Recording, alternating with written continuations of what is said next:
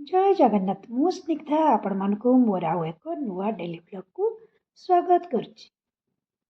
सांग माने चिता लगी अमास्या होची हमर पर्व।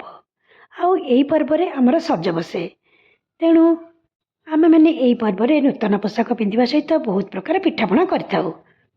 जेहेतु सांग माने काली चिता लगी अमास्या मते समय हेबनी तेणु मु आजिठु ठाकुर मानक पई आनितिबा पोशाक रे हळदी आउ गंगा पानी छिंची ताकू पवित्र करैथिली।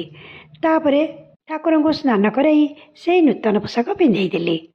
सांग माने मु छात उपरे फूल बगीचाटी करछि सेइथिपई सबुदिन विभिन्न प्रकार फूल तोली आनी मो प्रभु को सजई देबी। आउ आज मध्य मो बगीचा मो मन जानी बहुत सारा फूल देइछि। आउ सेई फूल रे मु आज प्रभु को खूब सुंदर भाव सजई देइछि। तापरे सांग माने धूप दीप नैवेद्य देई ठाकुर को पूजा करथिली। आजिठू सजई देवार कारण मो शाशुंकर देह खराब तथा मो सान जा जी मो सागर मिसिकी सबू पिठापଣା प्रस्तुत करता तार मध्य देह खराब। जेहेतु मत सब एकुटिया करिया को पड़िबो तेणु मु चिता लगी अमास्या पूर्व दिन ही ठाकुर मान को सजई देइथिले।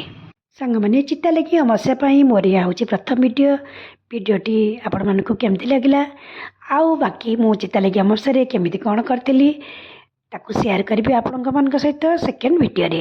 तेबे एतिकी रहिली आपण मान दिन शुभमय मंगलमय हो। जय जगन्नाथ।